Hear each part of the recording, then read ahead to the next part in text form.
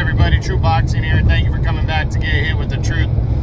So today, continuing my 2021 year-end top 10s as I look at my number 7 lightweight in the world right now at 135 pounds. He's the former junior lightweight champion, Joseph Diaz Jr. We're going to discuss what he was doing coming in the year, and go from there. So coming into the year, JoJo was coming off of a 2020 where he scored the biggest win of his career, defeating Tevin Farmer by a close unanimous decision. He captured his first official world title and was really looking to, make an impression at 130 pounds. And he had, before he could jump into anything big, he had a mandatory due against Shavkat Rakhimov at 130. And, he wasn't really into having that fight. He really wasn't. And you saw that when he came in severely overweight by a few pounds, and he was stripped of his title on the scales. The fight went forward, though, and he was still favored to win, and he fought his ass off. It was a tough fight, but he ended up walking out with a draw, as Rakhimov is a very legitimate contender.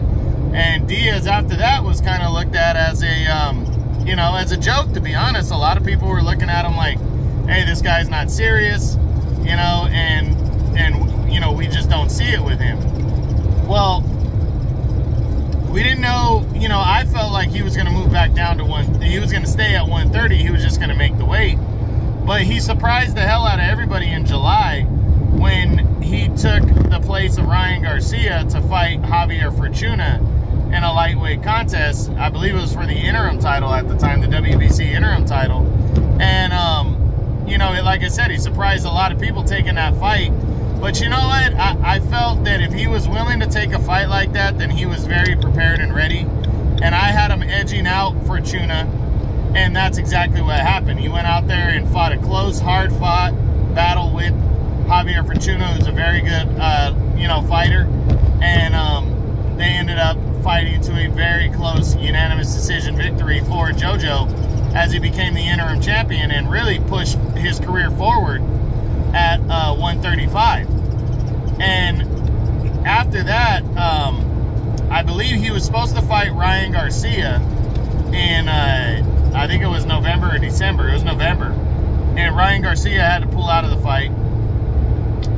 So, Devin Haney and JoJo were going back and forth on social media talking shit to each other.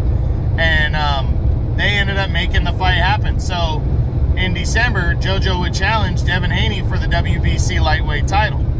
And JoJo, he really had his moments in this one. He fought hard, and he did as well as he could. But Devin Haney was just the taller, the longer guy, and he used his height and reach advantage to perfection as he cleanly outboxed and was beating JoJo to the punch. But like I said, JoJo had his moments. He won some rounds there.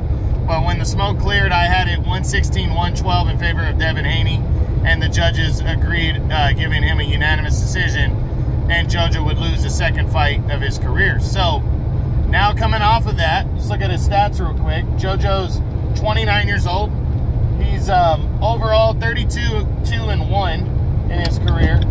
He's got 15 knockouts. He's currently not ranked by any of the governing bodies, top 15 at lightweight.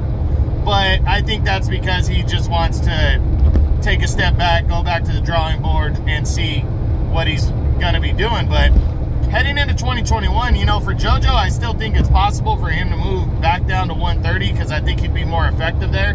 But, JoJo, there's bigger fights at 135 pounds, and he might be trying to jump back in and just taking on whoever at 135 to keep himself busy and to get right back in the mix. And to be honest, I think if he wants to jump in against a top 10 guy right away or even later in the year, I think the fight with Ryan Garcia is going to be there.